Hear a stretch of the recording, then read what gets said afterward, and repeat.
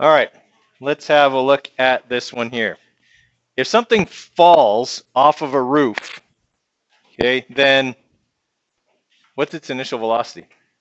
0. Okay, it wasn't thrown off, it wasn't projected off, it fell off. That means its initial velocity is 0 meters per second. And since it's falling on Earth, we would assume, okay, negative 9.81 meters per second squared will be our acceleration.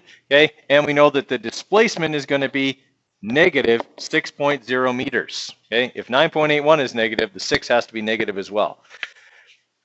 All right, so we're looking for what's the time of the fall. Now, the only formula we have that has all this in it is this one,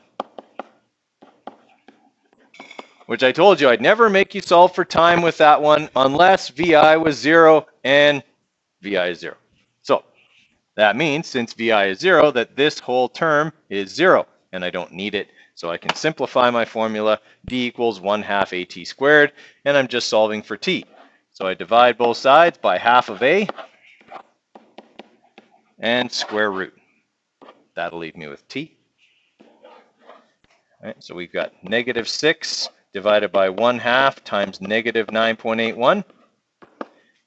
Okay, and that should give us 1.1 seconds, is that right? Okay.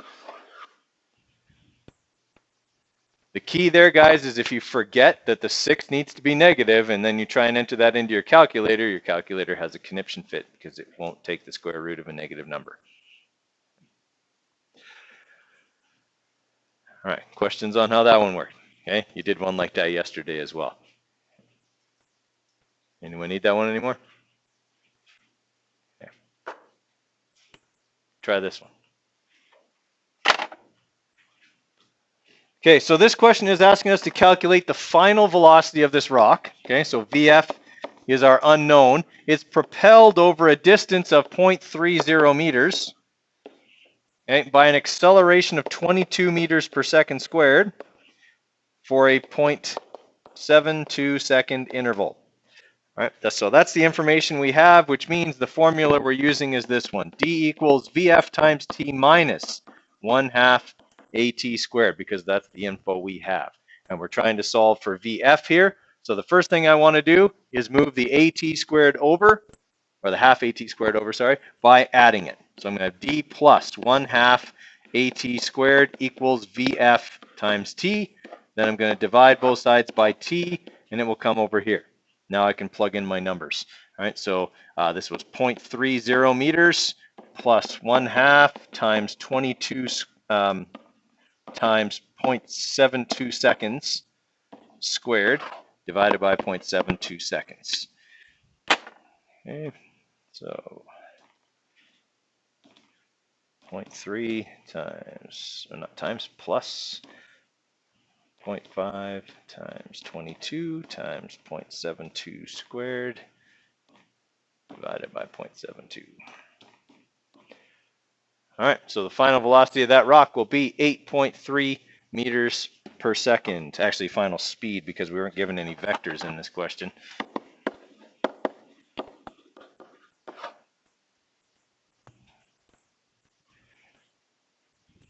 Okay, are we starting to feel a little bit more confident with our ability to do this? Okay.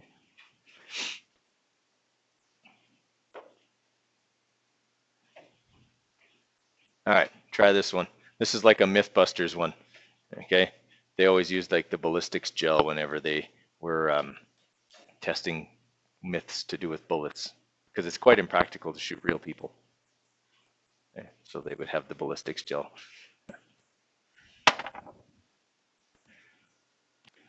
Okay, let's have a look at this one. So we're looking for the initial velocity in this question. Okay, we know that it slows, which means the acceleration is negative 150 meters per second squared. Okay, for 2.52 or 0.252 seconds. Okay, and its final velocity is 65.2 meters per second. All right, so the only formula we have that can do this in one step is the one we learned last year. Okay, change in velocity over change in time equals acceleration, but we're looking for VI. So first thing we do is multiply both sides by t. Then I add VI over here so that I'm no longer dealing with a negative VI. Then I'll subtract t times a over. Okay, so VI equals VF minus t times a. All right, so that'll be our 65.2 minus 0.252 times negative 150. All right, so I'll be subtracting a negative number, which is good because obviously my initial velocity is a lot faster than 65.2. Okay, if we're talking about a bullet here. Okay, so we've got 65.2 minus 0.252 times negative 150. All right, so our initial velocity then was 103 meters per second.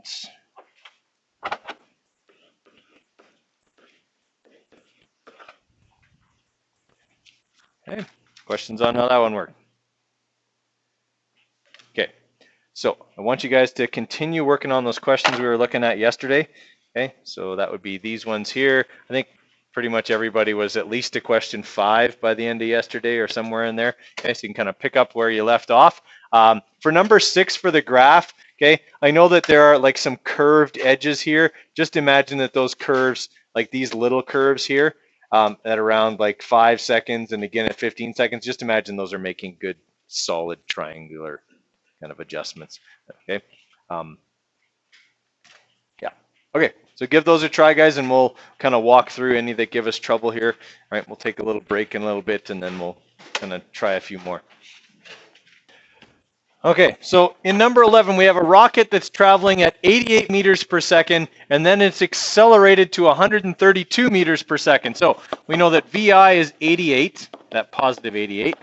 VF is positive 132, and the time is 15 seconds. Okay, what's its displacement during that time? Okay, and guys, I've often found that questions that use this formula are the ones that give people trouble. Okay, and that's this formula: D equals VF plus VI over 2 times T. Okay, people want to do strange things to solve this, okay, by using other formulas in combination with other formulas, and okay, when in the end it could all be solved with one formula, and I don't even have to manipulate this one. Okay, I just have to go 132 plus 88 over 2 and multiply that by 15 seconds, and I'll have my displacement right on that one. So 132 plus 88 divided by 2, right, times 15, right, gives me 1,650 meters, but I only have 2 significant figures, so it's going to be 1.7 times 10 to the 3 meters positive, because that's the vector given to me in the question. Okay. Any other ones giving us trouble?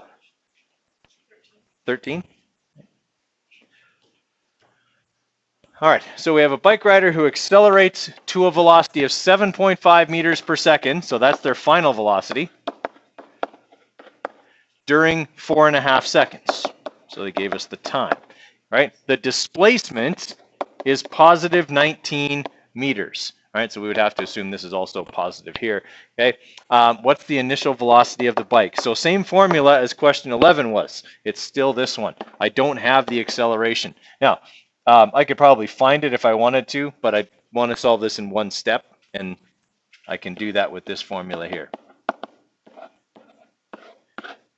All right, so I'm looking for VI. So the first thing I'm going to do is divide both sides by T. Okay, and that will get rid of my brackets. Okay, I won't need them anymore. And now I can start moving things other than VI around. So I'm going to multiply both sides by 2. Okay, and then I'm going to subtract VF. So I'll have 2 times D over T minus VF will equal VI. So 2 times 19 meters, okay, divided by 4.5. And then subtract our 7.5. All right, so our initial speed or initial velocity was positive 0.94 meters per second on that one. Okay, is that one making sense now? Okay, any others? Everybody's all right with those? 12? Okay. Okay, so in number 12, we have, again, constant rate of acceleration. We know initial and final velocity, and we know displacement. It's, again, like I said, the ones that give people trouble are the ones that use this formula, okay? We've now gone over 3 that use this formula just because it doesn't seem like it's the one I should use, all right? So I've got VI here, 15 meters per second, okay? VF, 25 meters per second, and D is 125 meters, and we're looking for time. Again, we don't have acceleration, which means the only formula we learned to do with an accelerating object that doesn't contain acceleration is this one.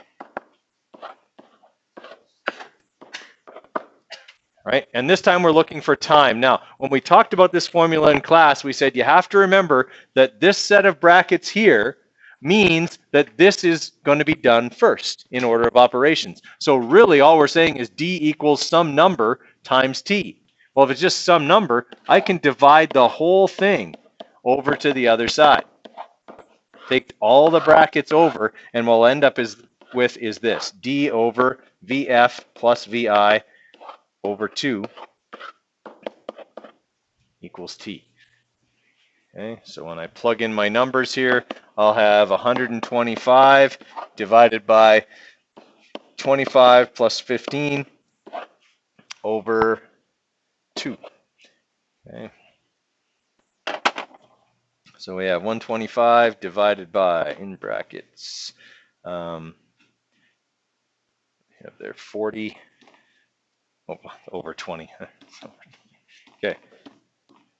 All right, so we got 6.25, but we only have 2 significant figures there, so we got to have 6.3 seconds as our answer on that one. Okay.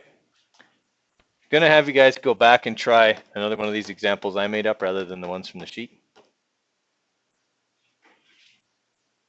I want you guys to try this one. Okay. Okay, why did I ask for you to do this question? What formula does it use? That same one that gives us trouble, right? Okay, so we've got our initial velocity. We're looking for initial velocity. Okay, we know the final velocity is 15 meters per second. Okay, and we know the race is 150 meters long. And we know that it took 21.2 seconds. So again, we're left with this formula here. D equals VF plus VI over 2, okay, times T, and I'm looking for VI. So I'm going to divide both sides by T, okay, which will rid me of the brackets, and T. Okay, and now I can bring the 2 over, and I can subtract VF. So what I'll be left with is that VI equals 2D over T minus VF, okay, which will be 2 times 150, okay, divided by 21.2, okay, minus 15.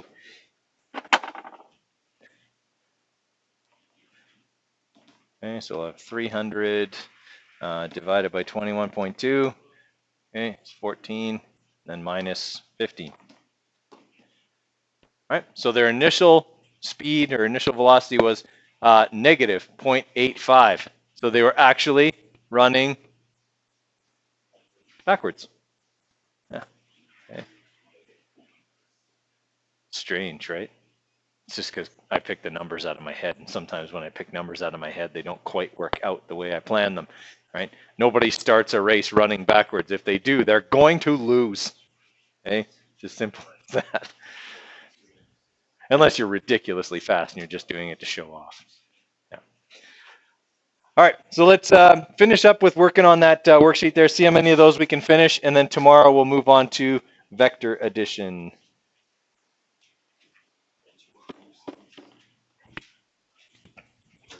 Yep.